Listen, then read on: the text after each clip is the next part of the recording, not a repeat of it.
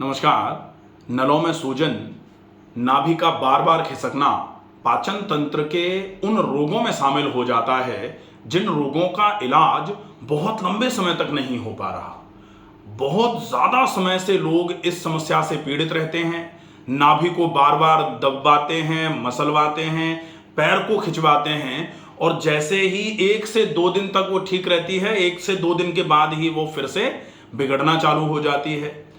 आज हम बात करेंगे ऐसे 8 इलाज के बारे में जो इस समस्या को परमानेंटली जड़ से खत्म करने में आपकी मदद करेगा।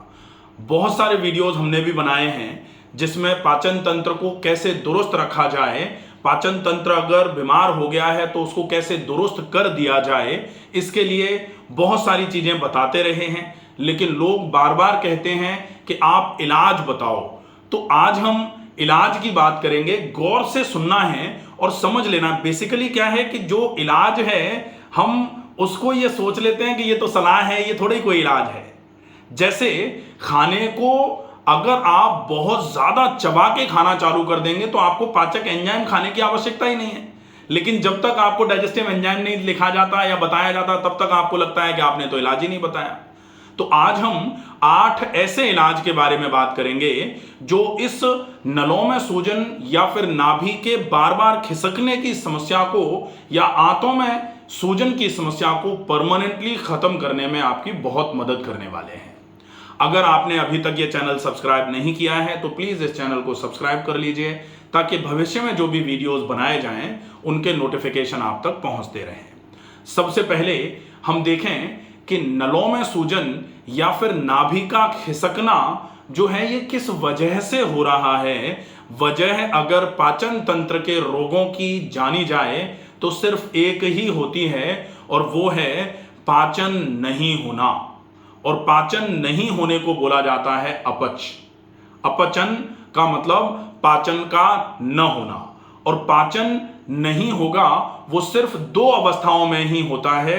या तो जो आपने खाया है वो पचने में बहुत भारी है इसलिए उसका पाचन नहीं हो पा रहा, और या फिर धीरे धीरे करके पाचन तंत्र इतना कमजोर हो गया है कि वो खिचड़ी भी नहीं पचा पा रहा। तो पाचन तंत्र की कमजोरी और खाने में बहुत हैवी डाइजेस्टिव फूड का उपयोग करना, ये 2 चीजें हैं जिनकी वजह से पाचन तंत्र के छोटे से छोटे रोग से लेकर के बड़े से बड़े रोग का कारण अगर हम खोजें तो ये कारण होगा अपचन। अब हम बात करें कि इस अपचन को खत्म करने के लिए, इस जो अपचन की वजह से आंतों में सूजन आ गई है उसको खत्म करने के लिए सबसे पहले हम ट्रीटमेंट पार्ट से ही शुरू करेंगे, क्योंकि अदरवाइज फिर से आप लोगों को ये लगने लगता है आप तो खाने को चबाना, पानी ज्यादा पीना, इसी पर फोकस करते हो। तो ये मुख्य बिंदु हैं। लेकिन आज हम ट्रीटमेंट पार्ट से फोकस करेंगे। तो ट्रीटमेंट पार्ट, सबसे पहला ट्रीटमेंट है पेट का गरम ठंडा सेक। इसको पेट का या फिर नाभि से नीचे के हिस्से पे करेंगे इसलिए पेड़ू का गरम ठंडा सेक भी बोला जा सकता है। इसको कैसे करते हैं?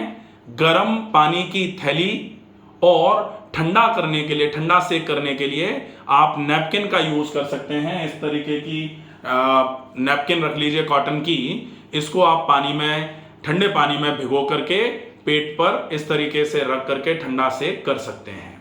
ठीक है। तो गर्म पानी की थैली में गर्म पानी भर लिया, हम सीधे लेट जाएंगे, दोनों पैरों को सीधा फैला लेंगे, दोनों पैर एक दूसरे के ऊपर ना रहें इसका विशेष ध्यान रखेंगे, और फिर हम गर्म ठंडा सेक करेंगे।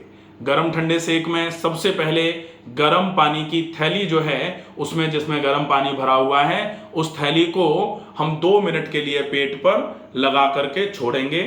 अगर गर्म पानी ज्यादा गर्म हो गया है, थैली बहुत गर्म है, पेट की स्किन जल रही है, तो हम एक कॉटन का कपड़ा पहले लगा लेंगे और उसके ऊपर से वो गर्म पानी की थैली रखेंगे। तो गर्मी का आभास धीरे धीरे करके पेट से, पेट की ऊपर की ये जो रेक्टस शीथ है, पेट के ऊपर की स्किन है, उससे होते हुए नीचे की तरफ सिकाई जाएगी, आंतों में सिकाई पहुंचेगी। 2 मिनट तक लगातार वो रखी रहेगी थैली। उसके बाद उस थैली को हटाएंगे और ठंडे पानी का गीला कपड़ा ऐसे निचोड़ के और उसके बाद पेट पर इस तरीके से रख दिया जाएगा। 1 मिनट के लिए गीला कपड़ा रखा जाएगा। 1 मिनट जब पूरा होगा तो फिर से इस कपड़े को हटा दिया जाएगा और गर्म पानी की थैली फिर से रख ली जाएगी 2 मिनट के लिए। जब 2 मिनट फिर पूरे हो जाएंगे तो थैली हटाई जाएगी और गीला कपड़ा फिर से रखा जाएगा। ये काम 5 बार रिपीट होगा। 2 मिनट गर्म, 1 मिनट ठंडा, इंटू 5 बार, तो टोटल ये 15 मिनट का ट्रीटमेंट होगा। इससे खून की चाल आंतों पर बढ़ेगी, खून की चाल जो एब्डोमिनल ऑर्गन्स हैं उन तक बढ़ेगी। तो ये सिर्फ आंतों के लिए नहीं, पेट में जो एब्डोमिनल एरिया है, जो एब्डोमेन है, इस एब्डोमेन में बाकी के जो भी ऑर्गन्स हैं उन पर भी खून की चाल बढ़ा करके उनकी एफिशिएंसीज भी बहुत अच्छी करने का काम करता है ये ट्रीटमेंट। तो ये ट्रीटमेंट बहुत इफेक्टिव है। इसके बाद जब ये ट्रीटमेंट हो जाएगा तो दूसरे नंबर पर इसके तुरंत बाद ही एक ट्रीटमेंट होता है, उसको बोलते हैं मिट्टी की पट्टी पेट पर। तो मिट्टी की पट्टी के लिए काली मिट्टी हो, रात को आप भिगो दो उसको पानी में, सवेरे सवेरे लुगदी सी बना करके और पट्टी बना करके उसको पेट पर रखना होता है। अगर मान लो मिट्टी अवेलेबल नहीं है तो फिर इसकी जगह पर भी आप कॉटन की गीली तौलिया को ठंडे पानी में गीला करके पेट पर रख के छोड़ सकते हो। अब आप यहां जो आप 1 मिनट के लिए रख रहे थे, ये आपकी कम से कम 20 से 30 मिनट के लिए रहेगी। लेकिन 20 से 30 मिनट तक जब ये तौलिया लगातार रहेगी तो ये नीचे वाला हिस्सा जो है, ये वाला हिस्सा गर्म हो जाएगा। तो इसको ऐसे करके पलट देंगे, फिर 2-3 मिनट के बाद फिर ऐसे पलट देंगे। तो 2-3-5 मिनट के बाद आप इसको पलटते रहेंगे। इससे लगातार पेट पर ठंडक पहुंचती रहेगी और ये पेट पर लगातार पहुंचती हुई ठंडक आंतों की टोन को इंप्रूव करने का काम करेगी। प्लस जो पेट में गर्मी हो जाती है ज्यादा, उस गर्मी को सोखने का काम भी करेगी। कपड़े में यही प्रॉब्लम है कि कपड़े का नीचे का हिस्सा जो है वो गर्म हो जाता है, लेकिन मिट्टी क्या होगी, मिट्टी पोरस होती है तो लगातार गर्मी जो है वो एवपोरेट होती रहती है और मिट्टी लगातार ठंडी बनी रहती है। तो ये वाला हिस्सा भी ठंडा और ये वाला हिस्सा भी मिट्टी का ठंडा बना रहता है। तो अगर मिट्टी का उपयोग हो जाए तो बहुत उपयोगी है। 2 इलाज हो गए, पेट का गर्म ठंडा सेक, उसके बाद मिट्टी की पट्टी। अब इसके बाद अगर संभव हो जाए तो एनिमा का उपयोग कर सकते हैं। जो लोग प्राकृतिक चिकित्सा पहले ले चुके हैं उनको पता है एनिमा कैसे होता है, क्या उपयोग है इसका, किस तरीके से काम करता है। और जिन लोगों ने प्राकृतिक चिकित्सा का इलाज नहीं लिया है वो enema by doctor Ramakant Sharma या enema benefits by doctor Ramakant Sharma, ये पूरा एक वीडियो हमने बनाया हुआ है, उसको अच्छे तरीके से समझ लेंगे और अगर संभव हो जाए तो घर में कर लेंगे। और घर में अगर आपको नहीं समझ में आए, नहीं करने में आप अगर कंफर्टेबल नहीं हो तो फिर आसपास जो भी नेचुरोपैथी के क्लिनिक्स हों, सेंटर्स हों, वहां जाकर के एनिमा कर सकते हैं। एनिमा से भी आंतों में भरा हुआ मल जो है, आंतों में रुका हुआ मल पूरे तरीके से निकलना चालू हो जाता है, जिससे आंतों के विकार जो हैं वो जल्दी से ठीक होना चालू हो जाते हैं। इसके बाद अब हम एक ट्रीटमेंट करेंगे सामान्य तौर पर जिनको पाचन तंत्र से संबंधित या नाभि की समस्याएं होती हैं, वो सामान्य तौर पर पतले दुबले ही होते हैं। कभी कभी ही ऐसा होता है कि समस्या ये भी है लेकिन वजन भी ज्यादा है।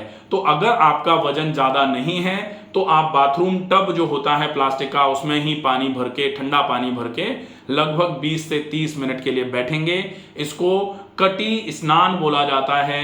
Hip bath bye doctor Ramakant Sharma, पूरा वीडियो है। ठंडा hip bath, cold hip bath bye doctor Ramakant Sharma, ये पूरा वीडियो है, आप इसको देख सकते हैं कैसे करना है, किस तरीके से ये फायदा करता है, क्या क्या फायदे हैं इसके और पैथोफिजियोलॉजी क्या होती है, किस तरीके से वर्किंग मैकेनिज्म है इस ठंडे कटी स्नान के फायदे की, ये आप समझ सकते हैं और अकॉर्डिंगली इस प्रोसेस को उपयोग में ले सकते हैं। ये हो जाएंगे उपचार। अब हम बात करेंगे कुछ ऐसे सामान्य नियमों की जो आपकी इस समस्या में आपके लिए इन उपचारों से भी ज्यादा काम में आने वाले हैं, जिनको लोग छोटा समझ करके छोड़ देते हैं। तो छोटा समझ करके छोड़ देने की भूल हमको नहीं करनी चाहिए। सबसे पहला है, एक ग्रास को 60 बार चबा के खाना। अगर आप एक ग्रास को 60 बार चबा के खाना शुरू करेंगे। अब लोग इसको उपहास में लेकर के छोड़ देते हैं, 60 बार कौन चबाता है, अरे इतना टाइम किसके पास है। लेकिन अगर आपको ऐसा लग रहा है कि आप बहुत लंबे समय से जूझ रहे हैं परेशानियों से और आपकी पाचन तंत्र की समस्याएं ठीक होने का नाम ही नहीं ले रही हैं, तो आप 60 बार चबाना शुरू करो और फिर इसका कमाल देखो आप। तो एक ग्रास को 60 बार चबाना शुरू कर दें, चाहे आप ब्रेकफास्ट ले रहे हैं, चाहे आप लंच ले रहे हैं, चाहे आप डिनर ले रहे हैं, या फिर आप एक्स्ट्रा मंचिंग जो भी कुछ बीच में कुछ भी खा रहे हैं उसको भी आपको बहुत ज्यादा चबाने की आवश्यकता है। पूरे दिन में कम से कम 3.5 लीटर पानी आपको पीना है। पानी से रिलेटेड कई लोगों के प्रश्न होते हैं कि कई लोग कहते हैं कि जल्दी पियो, कुछ लोग कहते हैं धीमे धीमे पियो, पता नहीं, लोगों को पता ही नहीं है क्या क्या, कोई कुछ भी बोल रहा है। तो कोई कुछ भी बोल रहा है पर फोकस ना किया जाए। पानी को हमेशा ऐसे पीना है आपको जैसे कि आप कुछ खा रहे हैं। कहावत कही गई है कि खाने को पिएं और पानी को खाएं। तो पानी को खाएं मतलब पानी को बहुत धीरे धीरे चाय की तरह सिप कर करके ही पिया जाना चाहिए। ये पूरे दिन के पानी की बात है। जो जल्दी जल्दी पीने की बात कही जाती है वो ऊषा पान के लिए है, जो सवेरे सवेरे जागते ही आप पानी पीते हैं, उस पानी को आपको जल्दी में ही पीना है। शाम का खाना आपको कोशिश करना है हल्का ही रहे। डिनर जो है वो बहुत लाइट होना चाहिए, लाइट डाइजेस्टिव होना चाहिए, जल्दी पच जाने वाला होना चाहिए। और एक विशेष बात का ध्यान रखना है कि डिनर जो है वो आपका 7 मैक्सिमम 7:30 बजे के पहले पहले हो जाए। अब इसके लिए आपको कुछ भी करना पड़े, ये आपके चेंज करने की बात है कि आप किस तरीके से इस वाले रूटीन को मैनेज कर सकते हैं। इसके साथ सबसे ज्यादा आवश्यक बात जो है वो है व्यायाम, क्योंकि हम सब कुछ करके अगर व्यायाम नहीं करेंगे तो भी पूरे तरीके से पाचन तंत्र के रोगों में आराम नहीं मिलेगा। इसलिए व्यायाम नियमित रूप से करना बहुत आवश्यक है। नियमित व्यायाम में आप टहल सकते हो, प्राणायाम कर सकते हो, आसन कर सकते हो, या फिर आप जो भी शारीरिक श्रम के रूप में व्यायाम का चुनाव करें वो कोई सा भी शारीरिक श्रम व्यायाम के रूप में आप उपयोग में ले सकते हैं। इसके अलावा कुछ बिंदु हैं जिनका हमको रेगुलर ध्यान रखना पड़ेगा। जैसे ऑयल पुलिंग आप करना चालू कर दीजिए, ये डेली रूटीन है। Oil pulling bye doctor Ramakant Sharma, search करके आप देख लीजिए इसके फायदे क्या हैं और कैसे ये आपके पाचन तंत्र के रोगों में भी उपयोगी है। खाने को बहुत चबाना, पानी को धीरे धीरे करके पीना, सवेरे जल्दी जाग जाना, रात को जल्दी सो जाना, शाम का खाना थोड़ा जल्दी खाना, शाम के खाने में हल्के खाने का उपयोग, पानी को पूरे दिन में ज़्यादा मात्रा में लेकिन एक बार में कम और बहुत धीरे धीरे चाय की तरह सिप कर करके पीना, और तनाव से थोड़ा सा दूर रहना। अगर आप इन चीज़ों का पालन कर लेंगे तो निश्चित ही आपको पूरे तरीके से आराम होना चालू हो जाएगा। आशा है ये वीडियो आपको पसंद आएगा। आप इस वीडियो में बताई गई सारी बातों का अच्छे तरीके से फॉलो अप करें।